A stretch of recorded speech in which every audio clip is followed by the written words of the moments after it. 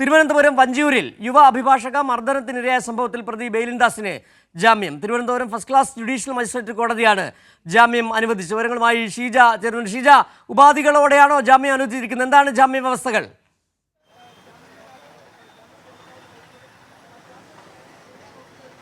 സിജു, ഏതായാലും നിലവിൽ ഇപ്പോൾ കോടതി അതായത് ഒറ്റ വാക്കാൽ മാത്രം ഈ ജാമ്യം അനുവദിച്ചു എന്നുള്ള കാര്യം മാത്രമാണ് പറഞ്ഞിരിക്കുന്നത്. ബെയിലിൻദാസിന് ഉപാധികളോടുകൂടിയാണോ ജാമ്യം എന്നത് സംബന്ധിച്ചുള്ള കാര്യത്തിൽ കൂടുതൽ വ്യക്തത കൈവരിക്കേണ്ടതുണ്ട്. കാരണം ഇത് സംബന്ധിച്ചുള്ള ഉത്തരവിലായിരിക്കും ഉപാധികൾ ഉണ്ടെങ്കിൽ അവ രേഖപ്പെടുത്തിയിട്ടുണ്ടാവുക. നിലവിൽ ഏതായാലും Thiruvananthapuram first class judicial magistrate കോടതി 12 കേസ് പരിഗണിച്ചത്. അല്പസമയം മുമ്പ് കേസ് പരിഗണിക്കുമ്പോൾ ഇതിൽ കഴിഞ്ഞ ദിവസം തന്നെ വാദം ഇരുവിഭാഗത്തിന്റെയും പ്രതിഭാഗത്തിന്റെയും പ്രോസിക്യൂഷന്റെയും വാദം പൂർത്തിയായിരുന്നു. അതിൽ പ്രോസിക്യൂഷൻ ശക്തമായി ആവശ്യപ്പെട്ടത് ഈ കേസുമായി ബന്ധപ്പെട്ടുകൊണ്ട് മർദ്ദനത്തിന് ഇരയായ ജൂനിയർ അഭിഭാഷകയായ ശ്യാമിലിയുടെ പ്രാഥമിക അന്വേഷണം മാത്രമാണ് ഈ വിഷയത്തിൽ ഈ കേസുമായി ബന്ധപ്പെട്ട് നടന്നിട്ടുള്ളത്. അതിനൊപ്പം തന്നെ രഹസ്യമൊഴി ഉൾപ്പെടെ രേഖപ്പെടുത്താത്തൊരു സാഹചര്യം നിലനിൽക്കുന്നുണ്ട്.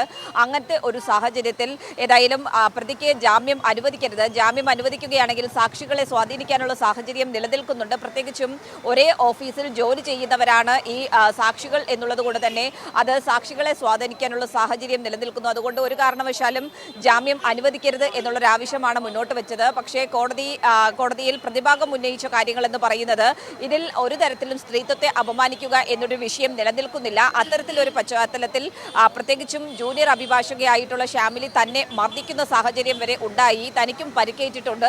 അത്തരമൊരു സാഹചര്യത്തിൽ ജാമ്യം അനുവദിക്കേണ്ടതാണ് എന്നുള്ളൊരാവശ്യമാണ് മുന്നോട്ട് വെച്ചത്. ഏതായാലും കോടതി ഇപ്പോൾ നിലവിൽ ഈ ജാമ്യാപേക്ഷയിന്മേൽ വിധി പറഞ്ഞിരിക്കുന്നത് ജാമ്യം അനുവദിച്ചിരിക്കുന്നു എന്നുള്ളതാണ്. പക്ഷേ ഉപാധികളുണ്ട് എന്നുള്ളതാണ് നമുക്ക് മനസ്സിലാക്കാൻ സാധിക്കുന്നത്. അത് എന്തൊക്കെയാണ് ആ ഉപാധികൾ എന്നത് സംബന്ധിച്ച് അല്പസമയത്തിനകം തന്നെ കൂടുതൽ വ്യക്തത കൈവരിക്കാൻ സാധിക്കുന്നതായിരിക്കും. നിലവിൽ ഏതായാലും പ്രതിയായിട്ടുള്ള ഈ ബെയിലിൻദാസ്, സീനിയർ അഭിഭാഷകനായിട്ടുള്ള ബെയിലിൻദാസ് നിലവിൽ തിരുവനന്തപുരം ജില്ലാ കോടതിയിലാണുള്ളത്. ജില്ലാ കോടതിയിൽ ഈ മാസം 30 വരെ റിമാൻഡ് ചെയ്തിരുന്നു. അതുകൊണ്ട് തന്നെ ജില്ലാ കോടതിയിൽ നിന്നും ഇനി മറ്റു നടപടിക്രമങ്ങൾ, ഈ ജാമ്യം ലഭിച്ചതിന്റെ മറ്റു നടപടിക്രമങ്ങളൊക്കെ പൂർത്തിയാക്കി ഉച്ചയ്ക്ക് ശേഷം മാത്രമായിരിക്കും ജയിലിൽ നിന്നും പുറത്തിറങ്ങുക എന്നുള്ളതാണ് ഇപ്പോൾ മനസ്സിലാക്കാൻ സാധിക്കുന്നത്. സിജു, ഷീജ, ഇതിൽ തന്നെ ആദ്യം തന്നെ പ്രോസിക്യൂഷൻ പറഞ്ഞ ഒരു കാര്യം, ഈ വാദികളെയും സാക്ഷികളെയും സ്വാധീനിക്കാൻ സാധ്യതയുണ്ട്, അതുകൊണ്ട് ജാമ്യം നൽകരുത് എന്നതാണ്. മാത്രമല്ല ഇക്കാര്യത്തിൽ പ്രോസിക്യൂഷൻ പറഞ്ഞ ഈ ബെയിലിൻദാസ് നിയമപരിജ്ഞാനമുള്ളയാണ്, അഭിഭാഷകനാണ്, അതുകൊണ്ട് തന്നെ ഈ സാക്ഷികളെ അടക്കം സ്വാധീനിക്കുക, അതുകൊണ്ട് ഒരു കാരണവശാലും ജാമ്യം നൽകരുതെന്നാണ്.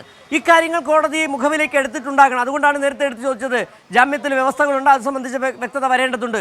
ഒപ്പം തന്നെയാണ് അന്ന് മുതൽ ബെയിലിൻദാസ് പറയുന്നത് തനിക്കും മർദ്ദനമേറ്റിട്ടുണ്ട്. പക്ഷേ എങ്ങനെയാണ് മർദ്ദനമേറ്റത്, അതിൻ്റെ പരിക്കുകളൊന്നും ദേഹത്തില്ല. പക്ഷേ കേരളം കണ്ടതാണ് ആ ശ്യാമിലി എന്ന് പറയുന്ന അഭിഭാഷകയുടെ മുഖത്ത് ഏറ്റ ആ മുറിവ്, ആ പരിക്ക്, ആ ക്രൂരതയുടെ ആ ചിത്രങ്ങൾ കൃത്യമായി മനസ്സിലാക്കിയതാണ്. എങ്ങനെ ജാമ്യം കിട്ടിയെന്നുള്ള ചോദ്യം തന്നെ ഇവിടെ ഉയരുകയും ചെയ്തിട്ടുണ്ട്. ഏതായാലും ജാമ്യത്തിൽ വ്യവസ്ഥകൾ ഉണ്ടാകും. അതിൽ തന്നെ സാക്ഷികളെ സ്വാധീനിക്കാൻ പാടില്ല എന്നൊക്കെയുള്ള കാര്യങ്ങൾ, കാരണം കോടതി വിധിയുടെ വിശദാംശങ്ങൾ ഇനി വരേണ്ടതുണ്ട്. ഏതായാലും എന്തൊക്കെയായിരുന്നു ഈ കേസുമായി ബന്ധപ്പെട്ട് ബെയിലിൻദാസ് കോടതിയിൽ ഉന്നയിച്ച കാര്യങ്ങൾ?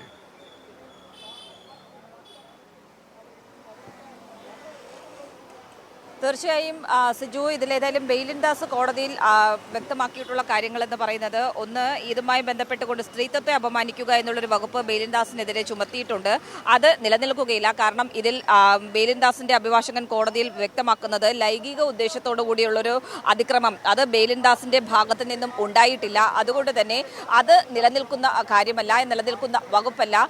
മറ്റൊന്ന്, തനിക്ക് ശ്യാമിലിയിൽ നിന്നും മർദ്ദനമേൽക്കേണ്ടി വന്നിട്ടുണ്ട്. അപ്പോൾ തനിക്ക് ശ്യാമിലിയിൽ നിന്നും മർദ്ദനമേൽക്കേണ്ടി വന്നൊരു സാഹചര്യം കൂടി നിലനിൽക്കുന്നുണ്ട്. അതുകൂടി പരിഗണിക്കേണ്ടതാണ്. അതിൻ്റെ ഒരു പശ്ചാത്തലത്തിൽ ഏതായാലും തനിക്ക് ജാമ്യം അനുവദിക്കണം എന്നുള്ളൊരു കാര്യമാണ് പറഞ്ഞിരിക്കുന്നത്. ഏതായാലും ഇപ്പോൾ നമുക്ക് ലഭിക്കുന്ന സൂചനകൾ അനുസരിച്ച് 8 ഉപാധികളാണ് ഈ ജാമ്യത്തിനുള്ളത് എന്നുള്ളതാണ്. 8 ഉപാധികളോടെയാണ് നിലവിൽ ഈ ജാമ്യം അനുവദിച്ചിരിക്കുന്നത്. ഏതായാലും ഇതിൽ ഇനി എന്തൊക്കെയാണ് ഉപാധികൾ എന്നത് സംബന്ധിച്ച് കൂടുതൽ വ്യക്തതകൾ അല്പസമയത്തിനകം ലഭിക്കുന്നതായിരിക്കും. ഏതായാലും ഉപാധികളോടെ ഇപ്പോൾ പ്രതി ബെയിലിൻദാസിന് ജാമ്യം നൽകിയിരിക്കുന്നു എന്നുള്ള കാര്യം തന്നെയാണ് ഇപ്പോൾ കോടതിയിൽ നിന്നും അറിയാൻ സാധിക്കുന്നത്. സിജു, അതായത് ഈ ബെയിലിൻദാസ് പറഞ്ഞത് ഒരു ലൈംഗിക ഉദ്ദേശത്തോടു കൂടി അല്ല അക്രമം നടത്തിയത്.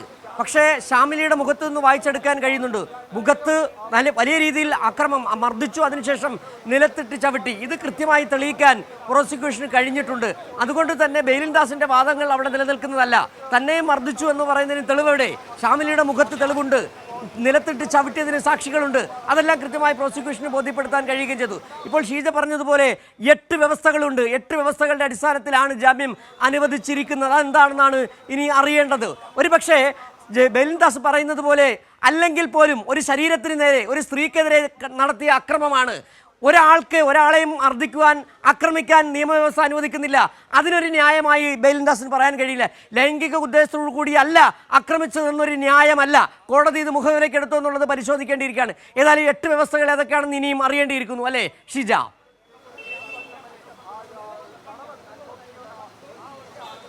തീർച്ചയായും ഇതിലുള്ള 8 വ്യവസ്ഥകൾ എന്താണ് എന്നതാണ് ഇനി അറിയേണ്ടത്. അതിന്റെ 8 ഉപാധികളാണ് നിലവിൽ ഏതായാലും കോടതി വെച്ചിട്ടുള്ളത്. അത് എന്താണ് എന്നുള്ളത് സംബന്ധിച്ച് കൂടുതൽ വ്യക്തത അല്പസമയത്തിനകം ലഭിക്കുന്നതായിരിക്കും. സിജു, ഏതായാലും ഈ കേസുമായി ബന്ധപ്പെട്ട് എടുത്തു പറയേണ്ടത് ഈ തൊഴിലിടത്ത് ഏറ്റവും പ്രധാനപ്പെട്ട കാര്യം, തൊഴിലിടത്ത് വെച്ചാണ് ഇത്തരത്തിലൊരു അതിക്രമം ഒരു സീനിയർ അഭിഭാഷകന്റെ ഭാഗത്ത് നിന്നും ഉണ്ടായിരിക്കുന്നത് എന്നുള്ള കാര്യമാണ്. അതിൽ നിന്നും രക്ഷപ്പെടാൻ വേണ്ടി മറ്റു പല മാർഗങ്ങളിലൂടെയും ഷാമിലി തിരിച്ച് തന്നെയാണ് ഉപദ്രവിച്ചിട്ടുണ്ടായിരുന്നത് എന്ന വാദങ്ങളൊക്കെയാണ് കോടതിയിൽ ഉയർത്തിയത്. പക്ഷേ ഈ വാദങ്ങൾ അംഗീകരിച്ചുകൊണ്ട് അല്ലെങ്കിൽ പോലും പക്ഷേ കോടതി ഇതിൽ ജാമ്യം ലഭിക്കാവുന്ന വകുപ്പുകളാണ് മറ്റു 2 വകുപ്പുകൾ ഉണ്ടായിരുന്നത്. സ്ത്രീത്വത്തെ അപമാനിക്കൽ മാത്രമാണ് സ്ത്രീത്വത്തെ അപമാനിക്കൽ മാത്രമാണ് ജാമ്യം ലഭിക്കാത്ത വകുപ്പുകൾ. മറ്റു 2 വകുപ്പുകളും ജാമ്യം ലഭിക്കുന്ന വകുപ്പുകൾ തന്നെയാണ്.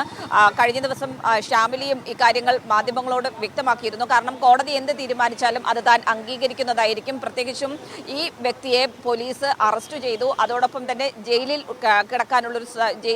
അടയ്ക്കാനുള്ളൊരു സാഹചര്യവും ഉണ്ടായി. അത് തന്നെ തനിക്ക് ഈ കേസുമായി ബന്ധപ്പെട്ട് നീതി ലഭിച്ചിട്ടുണ്ട് എന്നുള്ളത് വ്യക്തമാക്കുന്നുണ്ട്. ഏതായാലും ഇതിൽ കോടതിയുടെ തീരുമാനം എന്താണെങ്കിലും താൻ അംഗീകരിക്കും എന്നുള്ളത് ഷാമിലി തന്നെ നേരിട്ട് മാധ്യമങ്ങളോട് വ്യക്തമാക്കിയിരുന്നു. അത് ആ രീതിയിൽ തന്നെ ഏതായാലും ഇപ്പോൾ ജാമ്യം ലഭിക്കുമ്പോഴും പക്ഷേ അത്തരത്തിലൊരു അതിക്രമം അതിനെ ന്യായീകരിക്കാൻ ഒരു തരത്തിലും സാധിക്കില്ല എന്നുള്ള കാര്യമടക്കം കോടതിയുടെ ഭാഗത്തു നിന്നും നിരീക്ഷണങ്ങളിൽ ഉണ്ടാകാം എന്നുള്ളതാണ് അറിയാൻ സാധിക്കുന്നത്. പക്ഷേ ഇത് സംബന്ധിച്ച് കൂടുതൽ വ്യക്തത കൈവരിക്കണമെങ്കിൽ ഇതിന്റെ ഉത്തരവ് ലഭിക്കേണ്ടതുണ്ട്. കാരണം കോടതിയിൽ കഴിഞ്ഞ ദിവസം ഏകദേശം 1 മണിക്കൂറോളം വാദം നടന്നതുകൊണ്ട് തന്നെ ഇതുമായി ബന്ധപ്പെട്ട് കൂടുതൽ കാര്യങ്ങൾ കോടതി ഇപ്പോൾ ഈ കേസ് വിളിക്കുമ്പോൾ പറഞ്ഞിരുന്നില്ല. അതിന് മറിച്ച് ഈ ജാമ്യം നൽകുന്നു എന്നുള്ള കാര്യം മാത്രമാണ് പറഞ്ഞത്. അതുകൊണ്ട് ഇനിയിപ്പോൾ ഈ ജാമ്യ ഉത്തരവ് പുറത്തിറങ്ങുമ്പോഴായിരിക്കും ഇതിന്റെ ഉപാധികൾ സംബന്ധിച്ചുള്ള കാര്യവും കോടതിയുടെ നിരീക്ഷണങ്ങൾ അടക്കമുള്ള കാര്യങ്ങൾ ഉണ്ടാവുക. സിജു.